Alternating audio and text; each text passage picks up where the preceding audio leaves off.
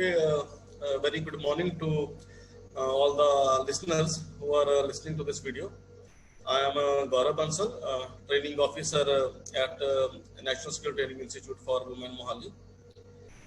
So today in this session, under the principles of teaching module, so we will cover the topics 5S concept and micro teaching. The 5S concept basically related to the workshop organization methodology, and whereas the micro teaching, it is related to the small scale teaching. So we will cover these topics one by one.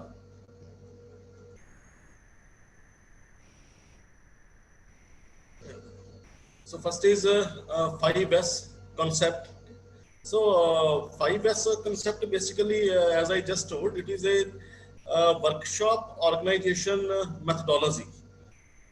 Basically in concept से हमें ये पता चलता है कि हमने अपनी workshop को, अपनी वर्क प्लेस को कैसे ऑर्गेनाइज करना है। इसको 5S कंसेप्ट इसलिए बोला जाता है because there are 5 words which starts from the S. That's why it is called 5S concept. So as I told earlier, so 5S is nothing but it is a just workplace organization methodology.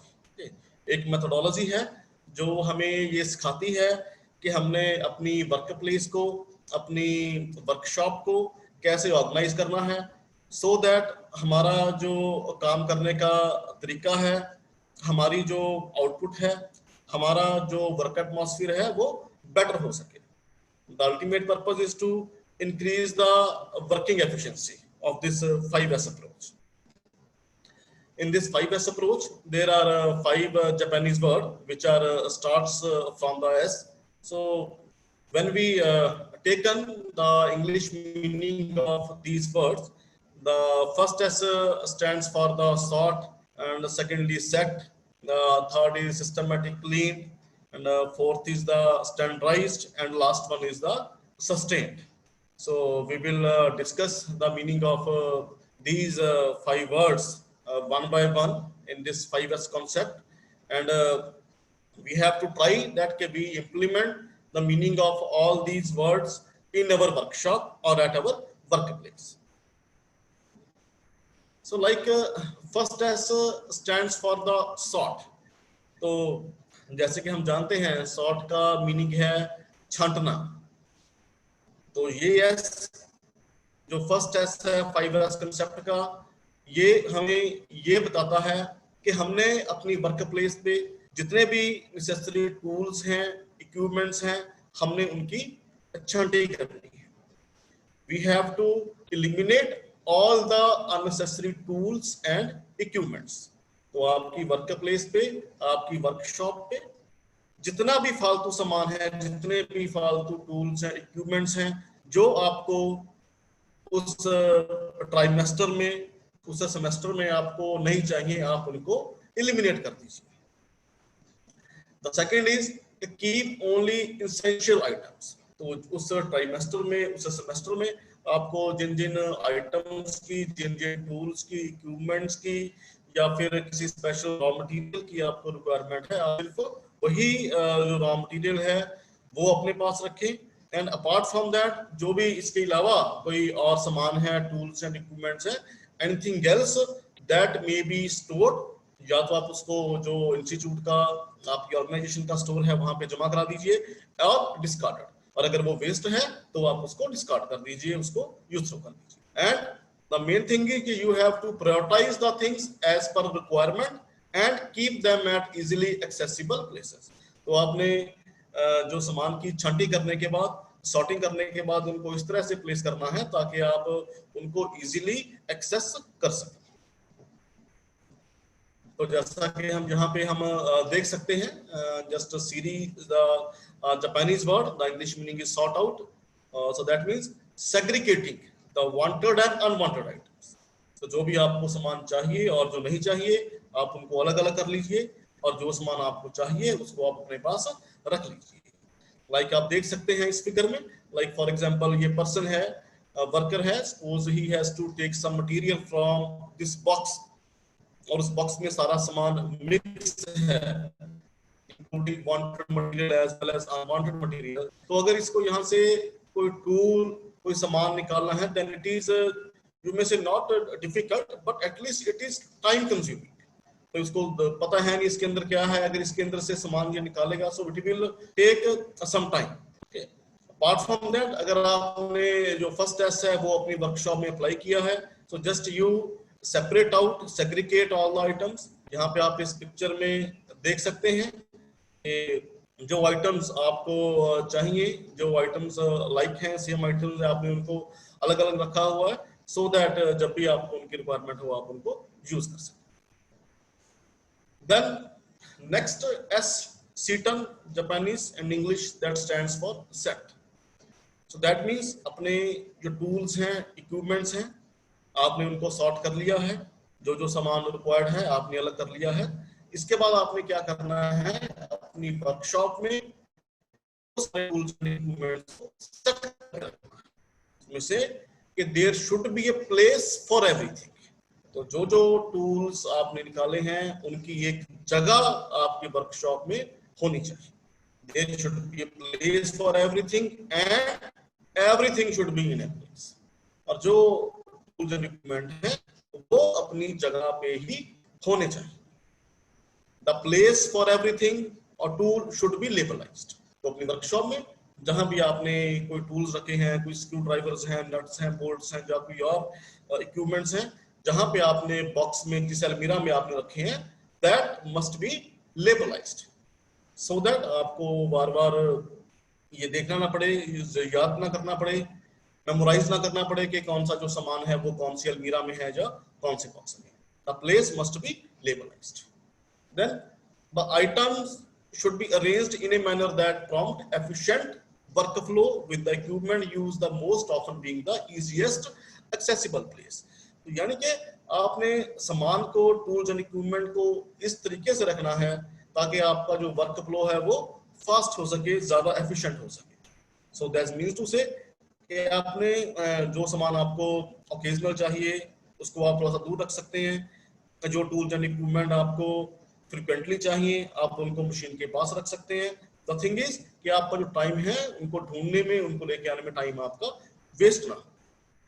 तो इसके लिए एक just एक simple arrangement भी दी गई है। Like for example आपके पास usable items हैं, आपने उनकी एक लिस्ट आपने तैयार कर ली है कि usable items based on the policy, जो भी आपकी वर्कशॉप है अकॉर्डिंगली आपने एक लिस्ट तैयार कर ली है यूजेबल आइटम्स की। तो आप उनको 3 कैटेगरीज में आप उनको डिवाइड कर सकते हैं। लाइक फर्स्ट कैटेगरी में आप वो आइटम्स रख सकते हैं जो आपको डेली चाहिए, ऑर्ली बेस पे चाहिए, लाइक यू में से सीजर्स हैं, आपके स्क्रू ड्राइवर्स हैं, नट्स हैं, बोल्ट्स हैं। द नेक्स्ट कैटेगरी में आप वो चीजें रख सकते हैं जो आपको डेली या फिर ऑर्ली बेस पे नहीं चाहिए। तो यू मे रिक्वायर्ड, यू में से वंस इन ए वीक और twice in a week, thrice in a week etcetera. Similarly third category में आप वो टूल्स इक्विपमेंट रख सकते हैं जो आपको कभी कभी चाहिए, may be once in a month और may be once in a quarter. तो फिर आपने रखना कैसे है, उस सामान को सेट कैसे करना है, आप उनको सेट कर सकते हैं कि जो टूल्स एंड इक्विपमेंट्स आपको डेली चाहिए, ऑर्ली बेस पे चाहिए, तो आप उनको मशीन के पास रख सकते हैं, सो दैट जब भी आपको उनकी रिक्वायरमेंट हो, मशीन के पास पड़े हैं, इमीडिएटली आप उसको यूज कर सकें, आपका जो टाइम है वो वेस्ट ना। सिमिलरली जो आइटम्स आपको डेली नहीं चाहिए, आपको वंस इन ए वीक चाहिए, सो उसको आप अपने वर्क प्लेस में, वर्क एरिया में कहीं भी आप रख सकते हैं। एंड अपार्ट फ्रॉम दैट, अगर कोई ऐसे आइटम्स हैं, कोई ऐसी मशीन्स हैं जो आपको एक मंथ में एक बार रिक्वायरमेंट है या क्वार्टर में एक बार रिक्वायरमेंट है, तो आप उनको, अगर आपकी वर्कशॉप बहुत बड़ी है तो आप उसको वर्कशॉप में रख सकते हैं, अदरवाइज आप स्पेस को प्रॉपर यूटिलाइज करने के लिए आप उनको स्टोर में जमा करा सकते हैं। तो जब भी आपको रिक्वायरमेंट होगी उस पर्टिकुलर मशीन की, टूल के, इक्विपमेंट की, तो आप स्टोर में से आप उसको इशू करा सकते हैं। तो basically you have to utilise your space proper. तो यहाँ पे आप देख सकते हैं एक फिगर एक है, यहाँ पे आप देख सकते हैं कि you have arrange a place for everything. तो जितने भी आपके पास टूल्स हैं, इक्विपमेंट्स हैं, the main thing is that उनकी एक प्रॉपर जगह होनी चाहिए। यहाँ पे आप देख सकते हैं सारे टूल्स की एक प्रॉपर जगह बनी हुई है और सारे टूल्स अपनी जगह पे हैं। सो दैट मीन्स कि जब भी आपको उन टूल्स की रिक्वायरमेंट है, आप टूल वहां से उठाइए और वहीं से आप उस टूल को वापस रखिए। सारा सामान, सारे tools and equipment, they must be in proper place. Next, third S is your systematic clean.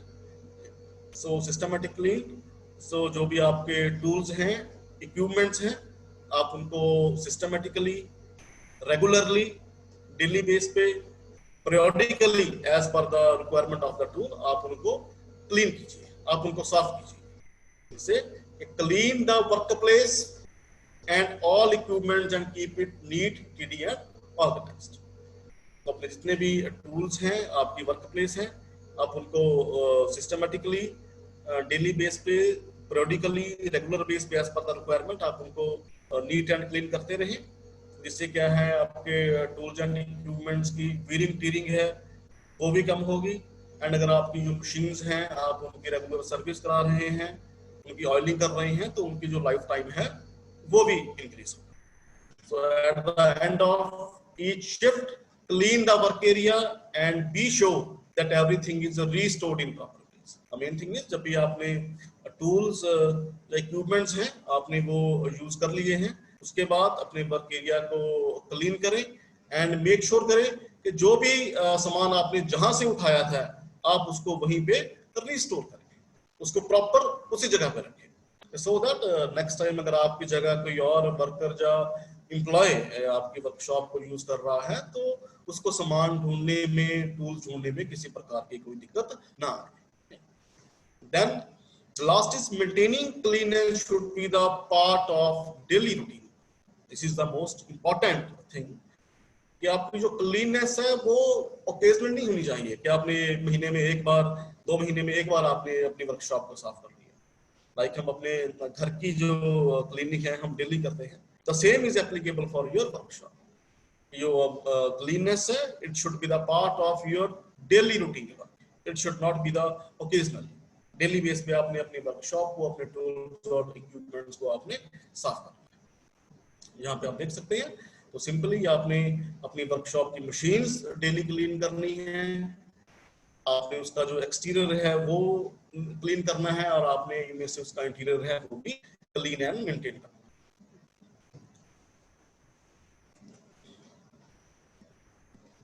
The next is standardized. The fourth S stands for standardized. So that means कि आपकी जो वर्कशॉप है उसमें अलग अलग प्रकार की मशीन्स हैं, उसमें वर्क स्टेशंस हैं, तो उन सब में एक स्टैंडर्ड मेंटेन होना चाहिए। स्टैंडर्ड मीन्स उनमें सिमिलरिटी होनी चाहिए। Your all the work stations for a particular job should be attend. तो अगर किसी जॉब को बनाने के वर्क स्टेशंस हैं, कोई पर्टिकुलर जॉब के, कोई पर्टिकुलर इक्विपमेंट के, डिवाइस के, तो सारे वर्क स्टेशंस हैं वो आइडेंटिकल होने चाहिए, वो सेम होने चाहिए, उनका जो एक स्टैंडर्ड है वो मेंटेन होना चाहिए। The main purpose for this is that ताकि कोई भी ट्रेनी, कोई भी एम्प्लॉय, कोई भी वर्कर किसी भी वर्क स्टेशन पे काम करे, उसकी आउटपुट पे फर्क नहीं आना चाहिए। उसकी जो आउटपुट है, उसकी जॉब है वो सेम बननी चाहिए, चाहे वो किसी भी वर्क स्टेशन पे काम करे।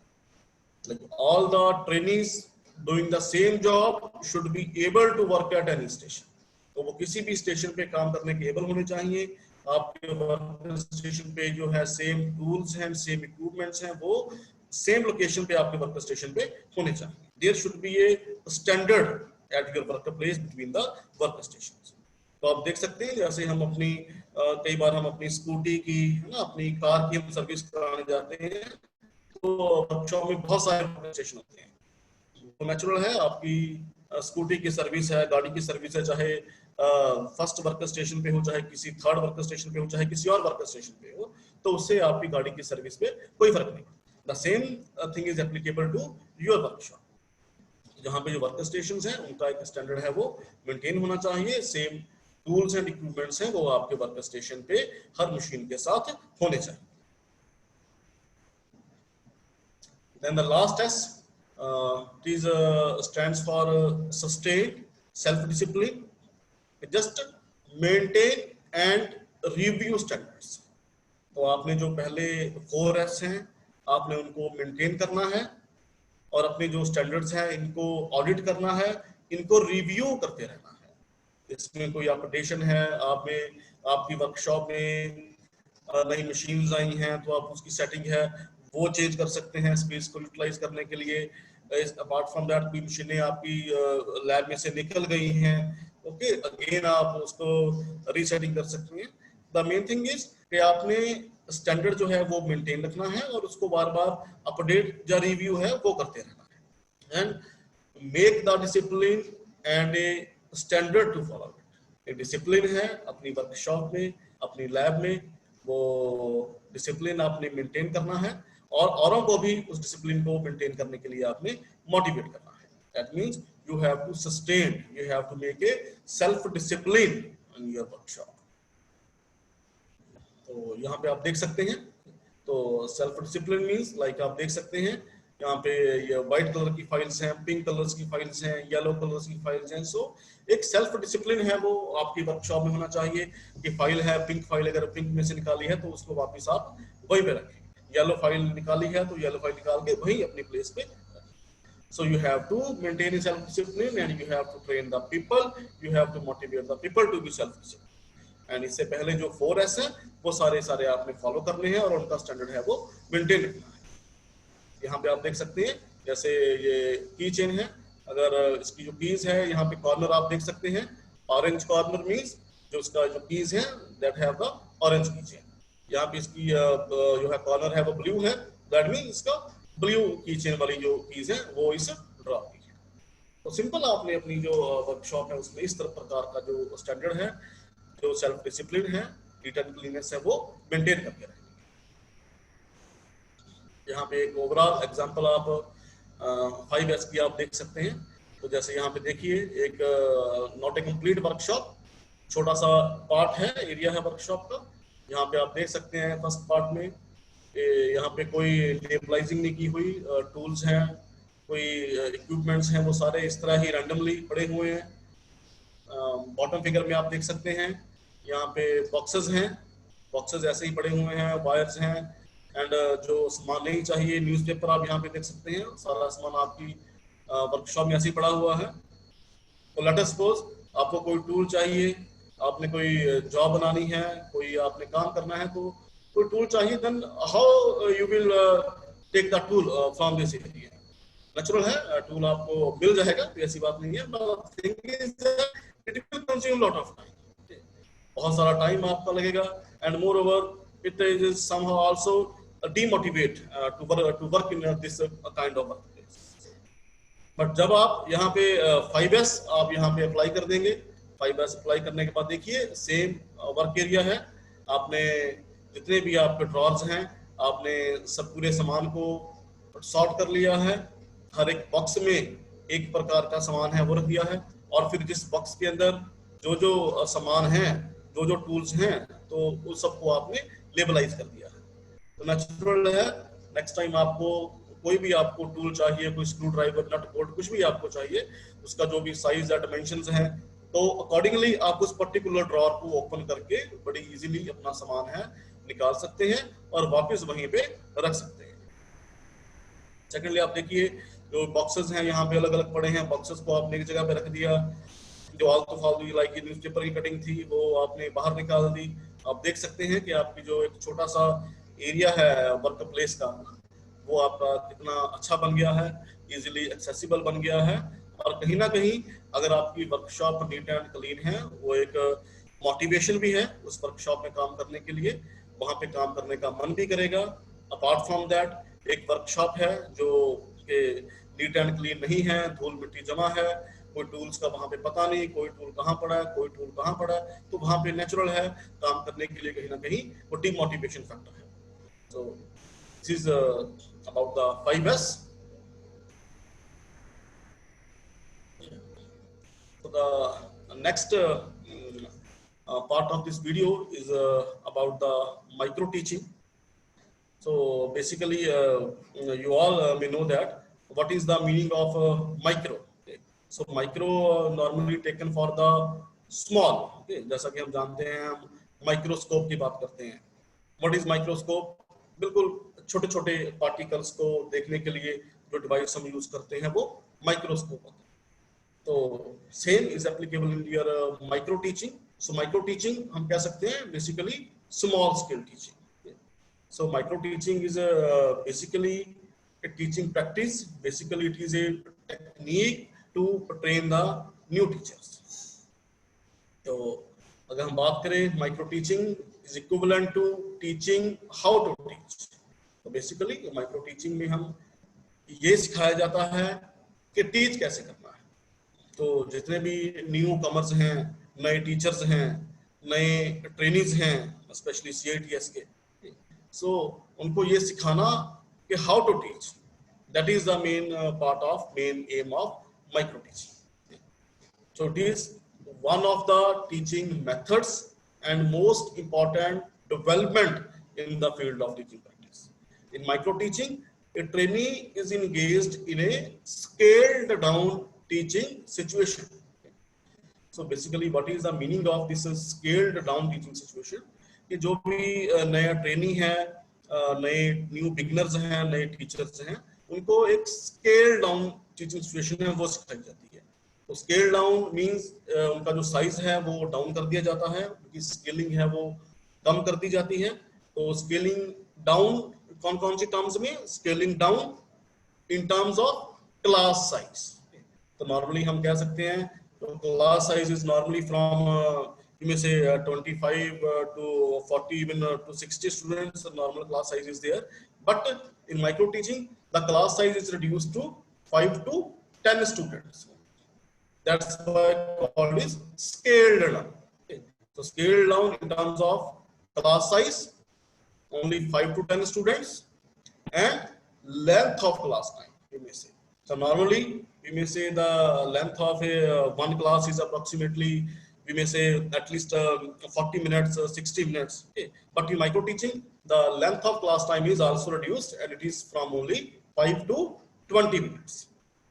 And the last is scaled down in terms of teaching tasks. So like normal class में है, multiple topics हैं, multiple areas cover किए जाते हैं, but in micro teaching जो है teaching tasks हैं वो भी reduce कर दी जाती है. So if we look at the complete definition of this micro teaching, हम कह सकते हैं given by the Sir Allen in 1966. Okay. So what is micro teaching?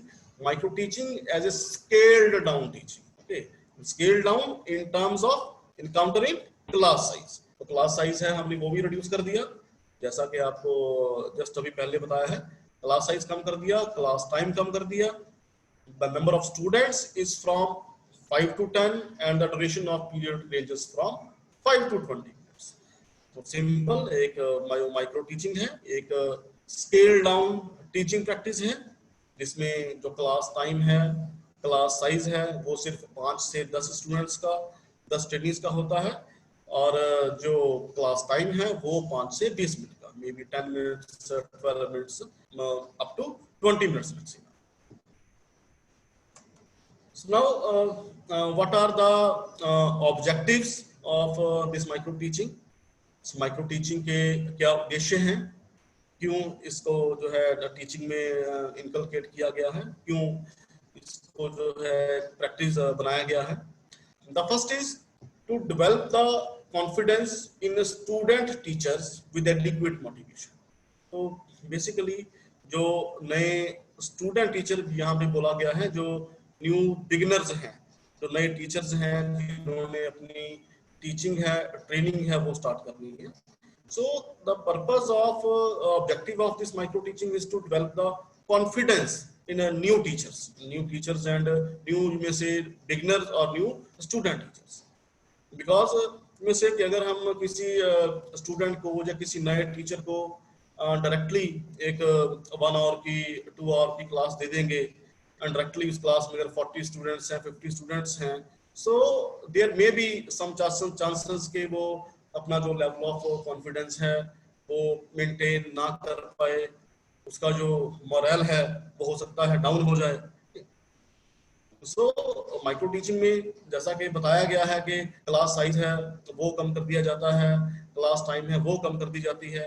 That means the purpose is to develop the confidence in new teachers, ताकि वो 10-10 बच्चों की 10-10 minute की 15-15 minute की जो है क्लास ले और अपने आप में जो कॉन्फिडेंस है वो डेवलप करें। This is the most important objective of this micro teaching. Then the second is to practice teaching in a short duration of time. Okay, natural है. Another objective is to practice the teaching. Okay, कि अपनी जो short duration है teaching की, जो time period को reduce किया गया है, 10 मिनट की क्लास है या 15 मिनट की क्लास है, कि उस short duration की जो teaching है उसको बार-बार practice करना, उसका बार-बार उसका अभ्यास करना, ताकि आप में जो confidence है, जो आप में जो hesitation है वो आपकी दूर हो। So as we know that the practice makes a man perfect. Okay. So the objective is to practice the teaching sessions again and again. Okay. जो भी आपके short duration के teaching session है आप उसको again and again practice करते रहो। Then third is to identify the deficiency of student teachers and to improve them. Okay. Natural है जो माइक्रो टीचिंग का जो उद्देश्य है कि जो नए स्टूडेंट टीचर्स हैं जब वो 10-10 मिनट के 15-15 मिनट के सेशन ले रहे हैं तो उनके अंदर जो डेफिशिएंसीज हैं, उनके अंदर जो कमियां हैं उनको आइडेंटिफाई करना और उनको इम्प्रूव करवाना। नेचुरल है कि कोई भी ट्रेनी है, कोई भी न्यू बिगिनर है, वो एक बार में ही परफेक्ट टीचर नहीं बन जाता। तो द पर्पज इज कि उसको 10-10 मिनट के 15-15 मिनट की क्लासेस हैं वो दी जाएं, तो उसमें जो डेफिशिएंसीज हैं वो आइडेंटिफाई की जाए और उसके बाद उनको इम्प्रूव किया जाए। The next objective is to give immediate feedback. So जो ट्रेनिंग है, स्टूडेंट टीचर है, उसको इमीडिएट फीडबैक दे। जो भी उसका 10 मिनट का 15 मिनट का सेशन है, माइक्रो टीचिंग में उसको ऑब्जर्व किया जाता है और उसको ऑब्जर्व करने के बाद उसको इमीडिएट फीडबैक दी जाती है। इमीडिएटली साथ उसको फीडबैक दी जाती है और ताकि वो अपनी जो टीचिंग बिहेवियर है, जो टीचिंग टेक्निक्स है, टीचिंग स्किल्स है, वो उसको इम्प्रूव कर सके। And the last is to encourage the researchers to identify the new teaching skills and to develop the new teaching and training programs. जैसे उद्देश्य है माइक्रो टीचिंग का कि जो रिसर्चर्स हैं, जो एजुकेशन साइकोलॉजिस्ट हैं, कि वो इस तरह की जो नई टीचिंग ट्रेनिंग प्रोग्राम्स हैं वो जो है वो डेवलप करते रहेंगे। Now there are certain principles of micro teaching, कुछ इसके सिद्धांत हैं माइक्रो टीचिंग के, जिनके ऊपर जो माइक्रो टीचिंग है वो बेस करती है, डिपेंड करती है। So the first principle is one skill at one time. So one skill at one time means कि जब भी हम किसी न्यू बिगिनर को, न्यू ट्रेनी को या न्यू टीचर ट्रेनी को हम नई क्लास दे रहे हैं, तो माइक्रो टीचिंग में सिर्फ उसको एक स्किल देना एक टाइम पे। बिकॉज अगर हम नॉर्मल क्लासरूम की बात करें तो नॉर्मल क्लासरूम में देयर आर पॉसिबिलिटीज के multiple skills, multiple topics cover किए जाते हैं, but the purpose of micro teaching is to develop the confidence. तो इसलिए इसमें ये रखा गया है कि जब भी हम माइक्रो टीचिंग की बात करें तो ट्रेनी को या नए टीचर को एक टाइम पे सिर्फ एक स्किल देना है, उसको सिर्फ एक टॉपिक देना है, ताकि उसके ऊपर किसी चीज का बर्डन ना पड़े टॉपिक्स को याद करने का, या फिर उसको ये ना लगे कि उसके पास जो वर्क है वो बहुत ज्यादा है। Just give one skill at one time. The next principle is small scale content.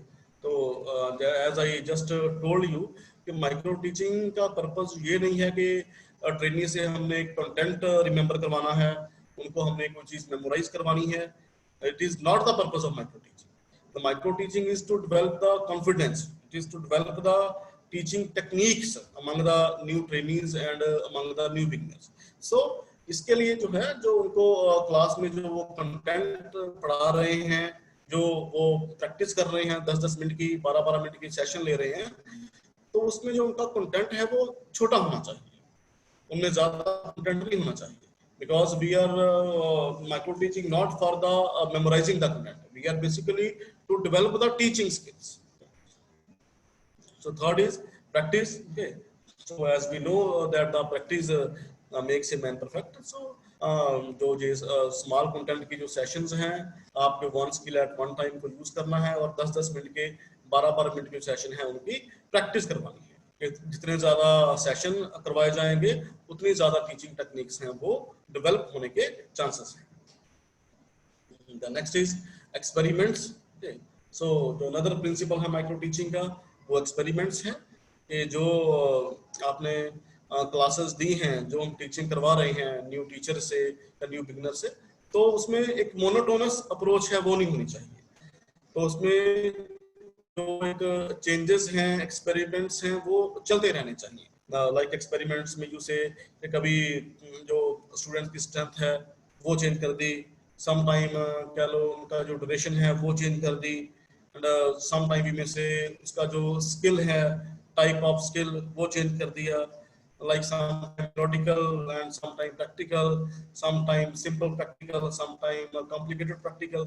तो टीचिंग स्किल्स को डेवलप करने के लिए इस तरह के जो एक्सपेरिमेंट्स हैं वो माइक्रो टीचिंग्स में होते रहते हैं। This is the one of the principle of micro teaching. The next principle is instantaneous feedback.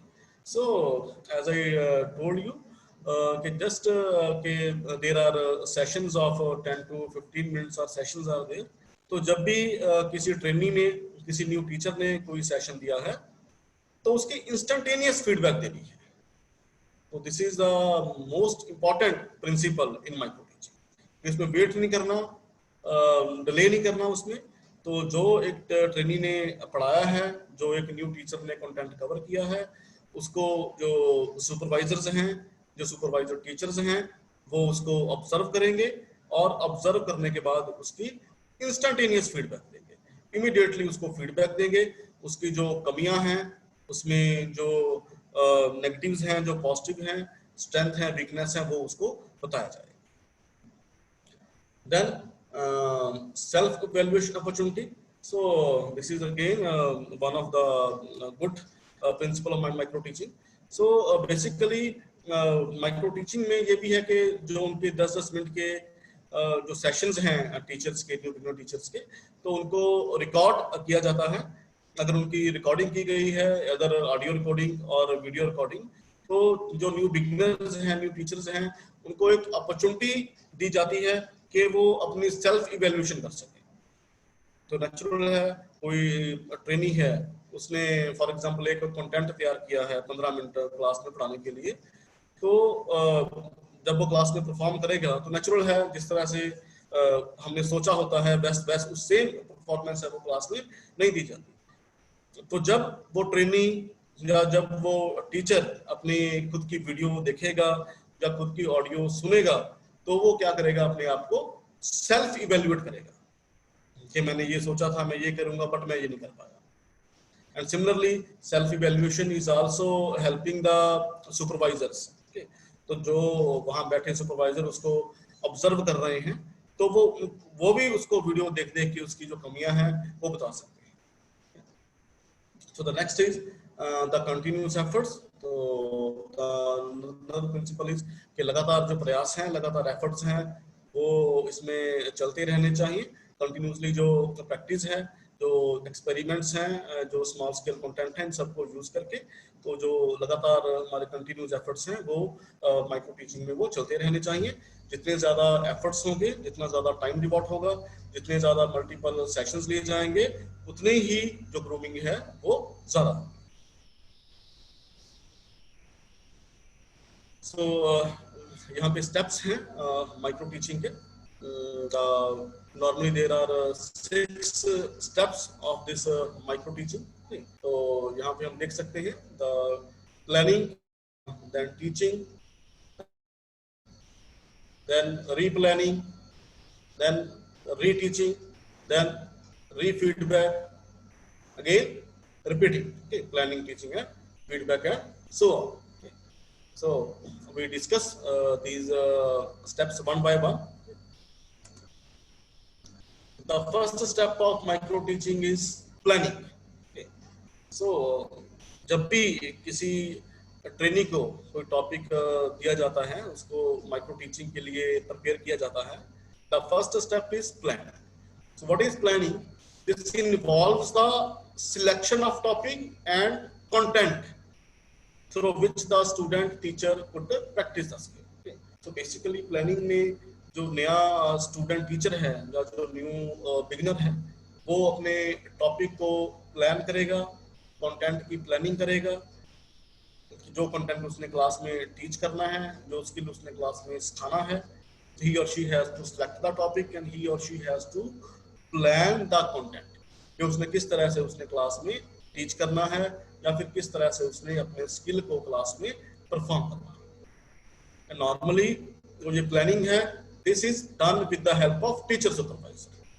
Natural है, जो न्यू बिगिनर्स हैं, न्यू स्टूडेंट टीचर्स हैं, वो दे आर नॉट एबल कि वो अपने आप के टॉपिक को सिलेक्ट कर सके.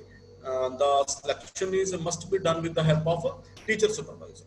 Because अगर वो अपने आप टॉपिक सिलेक्ट कर रहे हैं, अपने आप कंटेंट सिलेक्ट कर रहे हैं, तो there may be some chances कि वो बेटर जो कंटेंट है या बेटर टॉपिक है अपनी एफिशिएंसी के अकॉर्डिंग, अपनी कॉम्पिटेंसी के अकॉर्डिंग ना चूज कर पाए. बट अगर वहाँ पे एक टीचर सुपरवाइजर की आप हेल्प ले रहे हैं, then it is good. So even it is the part of this planning session, you have to plan your topic and your content with the help of teacher supervisor, and all the activities are planned in a logical sequence. तो जो भी आपने activities class में perform करनी है, जो content आपने teach करना है, it must be in a logical sequence. So then planning is done. Planning के बाद the next step is teaching. So after the planning, the student teacher teaches the planned lesson to the group of students. तो first step में student teacher ने planning कर ली, content choose कर लिया, उसकी sequence है वो प्रिपेयर कर ली है. After that he has to actually teach in the class. So student teacher है, वो अपने प्लान किए हुए लेसन को, अपने प्लान किए हुए स्किल को क्लास में टीच करेगा. And the student teacher should have the courage to handle the situations arising in the class effectively. तो जो भी क्लास में सिचुएशंस अराइज हो रही हैं, लाइक कोई स्टूडेंट्स हैं वो क्वेश्चनिंग कर रहे हैं, some sort of disturbance create हो रही है, या फिर कोई और, तो जो स्टूडेंट टीचर है, he or she must have the courage, she must have the confidence to handle these situations. तो उसने जो भी situations हैं वो क्लास में अपने आप हैंडल करनी है. And these lessons are observed by the teacher supervisors. तो जो भी क्लास में टीचिंग हो रही है under the module of micro teaching, उस टीचिंग को जो क्लास में जो आपका लाइव लेसन हो रहा है, it is being observed by the supervisors. तो जो आपके इंचार्ज हैं, जो टीचर सुपरवाइजर हैं, वो उसको ऑब्जर्व करेंगे और उसकी फीडबैक भी है वो भी आपको देंगे. And further they may be video recorded for used as a self evaluation at a later stage. तो नेचुरल है, तो जो आपकी टीचिंग है वो वीडियो रिकॉर्ड भी की जा सकती है, ताकि बाद में ट्रेनी को या फिर न्यू बिगिनर टीचर को सेल्फ इवैल्यूएशन का मौका दिया जा सके. Then after the teaching, the next step of micro teaching is feedback. So, जैसा कि हम सब जानते हैं कि फीडबैक का मतलब है कि जो भी हमने सुना है, जो भी हमने जाना है, उसके बारे में बताना. So just it refers to giving information to the teacher trainee about his or her performance.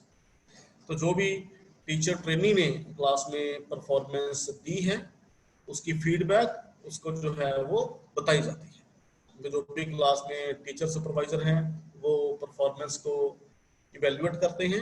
Evaluate करने के बाद उनकी जो कमियां हैं, उनकी जो स्ट्रेंथ हैं, उनके जो वीक पॉइंट्स हैं, वो उनको बताए जाते हैं in the sort of feedback. The audio video records may also be displayed in order to give an opportunity for self evaluation.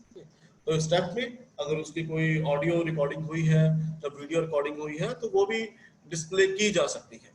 अगर वीडियो रिकॉर्डिंग डिस्प्ले हो रही है तो एक बेटर वे है, इससे जो फीडबैक है बहुत अच्छे तरीके से दी जा सकती है, ताकि जो ट्रेनिंग है या फिर न्यू बिगिनर टीचर है, जो भी उसको कमी है, जो उसकी कमी है बताई जा रही है, तो उसको वीडियो में वो प्रॉपर एनालाइज कर सकता है कि हाँ कि ये मेरी कमी है, और उसको फिर अकॉर्डिंगली इम्प्रूव कर सकता है। The feedback help the student teacher to improve his performance in the desired direction. Natural है, तो ये जो फीडबैक है वो स्टूडेंट टीचर को या फिर न्यू बिगिनर को उसकी परफॉर्मेंस है वो डिजायर्ड डायरेक्शन में इम्प्रूव करने के लिए हेल्प करेगी। So then the next step in micro teaching is replan. तो एक स्टूडेंट टीचर है, उसने प्लान किया, प्लान करने के बाद टीच किया, टीच करने के बाद उसने जो फीडबैक है अपनी फीडबैक क्लास में दी, एंड आफ्टर दैट फीडबैक देने के बाद the student teacher has to replan his lesson. तो उसने अपने लेसन को रीप्लान करना है। रीप्लान कैसे करना है? नेचुरल है, by incorporating the points of strength and by improving the points not skilfully handled during the teaching in previous attempt. तो जो उसकी प्रीवियस अटेम्प्ट में जो कमियां रह गई थी वो इम्प्रूव की जाएंगी, और जो उसकी स्ट्रेंथ पॉइंट थे, जो उसके गुड पॉइंट थे, वो अपने रीप्लान में इनकॉर्पोरेट किए जाएंगे। तो रीप्लानिंग है वो सेम टॉपिक पे भी की जा सकती है और किसी और टॉपिक पे भी की जा सकती है, as per convenience of the teacher training as well as his supervisor. Then replan करने के बाद the next is to reteach. तो रीप्लान के बाद जो स्टूडेंट टीचर है उसने रीटीच करना है, दोबारा से प्रैक्टिस करनी है। तो the reteaching to the same group of student if the topic is changed, और to a different group of students if the topic is same. तो नेचुरल है, अगर आप सेम टॉपिक पे रीटीचिंग कर रहे हो, then same topic may be repeated to the another group of students, और अगर आप सेम ग्रुप ऑफ स्टूडेंट्स पे ही एक्सपेरिमेंट कर रहे हैं तो रीटीचिंग में वो टॉपिक है वो चेंज कर देना चाहिए। The teacher training teach the class with renewed courage and confidence to perform better than the previous attempt. तो नेचुरल है, रीटीच का जो पर्पस है वो यही है कि जो टीचर ट्रेनिंग है अपनी जो प्रीवियस इंप्रूवमेंट है, प्रीवियस अटेम्प्ट की जो उसकी परफॉर्मेंस है उससे बेटर परफॉर्म करे। तो जो उसकी कमियां हैं अपनी कमियां को दूर करे, जहां पे मॉडिफिकेशन होने वाली है उनको मॉडिफाई करे, और फिर एक नए करेज के साथ, नए कॉन्फिडेंस के साथ क्लास में परफॉर्म करे। Then this is the most important point of this micro teaching, re-feedback. तो जब रीटीचिंग होने के बाद again the feedback session is again repeated to analyze the teacher training and suggestions are being made. तो again जब उसने अपनी रीटीचिंग की है, रीटीचिंग के बाद दोबारा जो फीडबैक सेशन है वो किया जाता है, उसको दोबारा फीडबैक दी जाती है कि उधर उसके जो प्रीवियस पॉइंट थे वो इम्प्रूव हुए हैं या नहीं हुए हैं, या फिर किस लेवल तक इम्प्रूव हुए हैं। So this will encourage the performance of teacher training and is the most important step of micro teaching. Then there are three phases of micro teaching. Okay. So one is the knowledge acquisition phase, second is the skill acquisition phase, and third is the transferring phase. Okay. So we know that in the knowledge acquisition phase, basically this is the first step of micro teaching. Okay. So it includes the collection of data. Okay. So in this phase, the teacher training gather the knowledge about the required skill by reading the different literature and by going through the certain demonstration videos. तो natural है, knowledge acquisition phase है। तो जब किसी teacher trainee को कोई topic दिया जाता है तो फर्स्ट फेज में वो क्या करेगा, अपने डाटा को कलेक्ट करेगा, जो भी उसने क्लास में स्किल परफॉर्म कराना है, जो भी उसने क्लास में कंटेंट टीच करना है, तो उसके बारे में लिटरेचर स्टडी करेगा, either from you may say from some particular books, or you may say from certain videos, or from you may say internet, or from any other source. So this is the first phase of micro teaching, knowledge acquisition phase. The second is skill acquisition phase. Okay, so basically what is skill? A skill in micro teaching is to teach the students. Okay, so the skill acquisition phase है, basically this is the working phase of micro teaching. Okay, so under this phase the teacher trainee is asked to prepare the lesson and practice. Okay, तो जो skill acquisition phase है, इस phase में जो teacher trainee है वो class में अपनी जो है वो प्रैक्टिस करता है, एंड ड्यूरिंग द प्रैक्टिस उसका जो स्किल है वो इनकलकेट होता है. And two important factors in this phase हैं, one is the setting and feedback. Okay, तो natural है, the setting is basically the setting of you may say class timing, the setting of the duration, you may say setting of the tools and equipment, setting of the teaching aids, etc. And feedback is basically the feedback of the teacher, supervisor and students. Okay. So in the skill acquisition phase, the जो teacher trainee है वो खुद perform करता है, और perform करने के साथ उसका जो स्किल है वो इनकलकेट होता है. Then the last phase is transferring phase. Okay, so this is the last and major phase of micro teaching. The last phase है, the trainee comes out in a real situation which is not controlled. Okay, natural है micro teaching का जो class में sessions हो रहे हैं, और that sessions are controlled because उसमें जो सुपरवाइजर्स हैं वो बैठे हैं, वो क्लास को मॉनिटर कर रहे हैं. बट जो ट्रांसफरिंग फेज है, ट्रांसफरिंग फेज हम तब बोलते हैं when the teacher trainee takes the real classroom. This takes place in a real classroom unlike the previous stage of micro teaching. और ट्रांसफरिंग फेज है वो आपका रियल, जब आप रियल क्लासरूम में जाके आप टीच करते हैं, so that comes under the transferring phase of micro teaching. So there are various benefits of micro teaching. Okay, so as you already may be cleared, like develop the various skills such as class handling skills, teaching training skills, classroom management skills among the new trainees and beginner teachers. Okay, तो micro teaching में जो है बहुत सारे skills हैं नए teachers में वो डेवलप किए जाते हैं, लाइक जो इनके टीचिंग स्किल्स हैं, क्लास हैंडलिंग स्किल्स हैं, उनके क्लास मैनेजमेंट स्किल्स हैं, या फिर क्वेश्चन आस्किंग स्किल्स हैं, and any others. Similarly, the micro teaching enhance the personality of teachers and boost their confidence. It is but natural. जो micro teaching में multiple sessions लिए जाते हैं, multiple times feedback दी जाती है, and feedback देने के बाद उनको रीटीच किया जाता है. So these steps will enhance the personality of the teachers. तो जो टीचर हैं उनकी पर्सनैलिटी इंप्रूव होती है और उनका जो कॉन्फिडेंस है वो इंक्रीज होता है. थर्ड बेनिफिट इज कि माइक्रो टीचिंग में जो फीडबैक है, इंस्टेंट फीडबैक है वो दी जाती है, और जो इम्प्रूवमेंट है वो इमीडिएट की जाती है. आपने क्लास में सेशन ले लिया, उसकी फीडबैक मिल गई, फीडबैक देने के बाद आपने अपनी जो कमियां हैं वो आपने इम्प्रूव कर ली.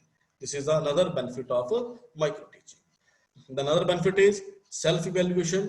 तो अगर माइक्रो टीचिंग में आपकी ऑडियो रिकॉर्डिंग, वीडियो रिकॉर्डिंग हो रही है, तो एक टीचर के पास, एक न्यू बिगिनर के पास एक मौका है कि वो अपने आप को सेल्फ इवैल्यूएट कर सके.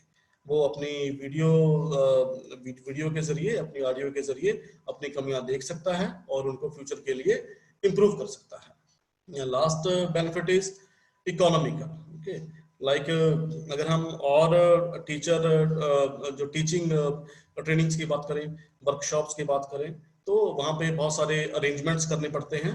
तो लाइक यू में से lot of expenditure is there, but in case of micro teaching इसको हम अपनी वर्क प्लेस पे, अपनी इंस्टीट्यूट में जो है इसको हम with the nominal, with the available infrastructure ही हम इसको कर सकते हैं. और जो है कॉस्ट फैक्टर है वो इसमें बिल्कुल भी जो कॉस्ट फैक्टर है इसमें बहुत ज्यादा कम इन्वॉल्व है.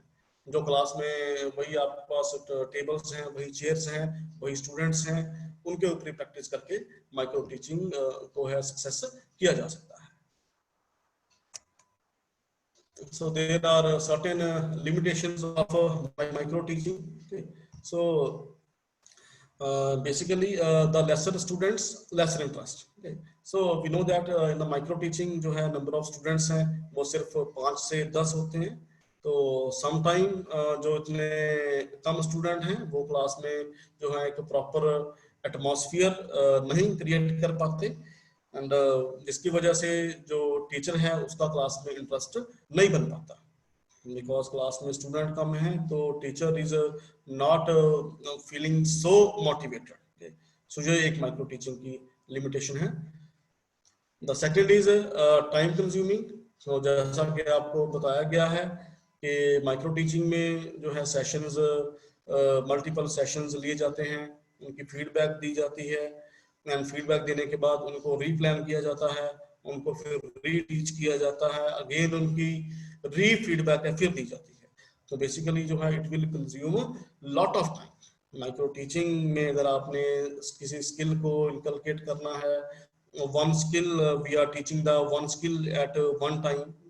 So and we are repeating the sessions again and again, so we may say that जो micro teaching है it is a lot of time consuming process.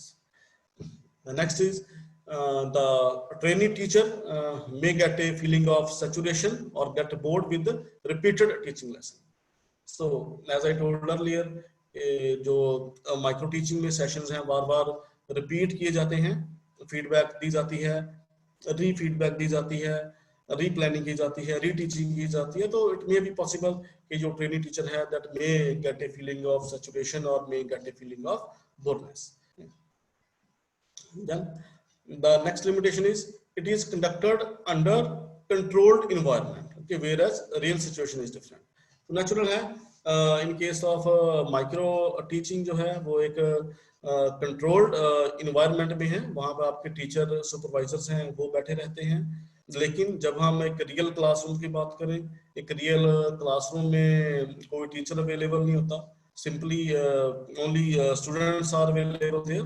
तो रियल क्लासरूम की जो सिचुएशन है और एक माइक्रो टीचिंग की सिचुएशन है, इन दोनों में काफी डिफरेंस है. So this is another limitation. It is not actually matching with the real classroom environment. The last is it is limited to lecturing only. Okay.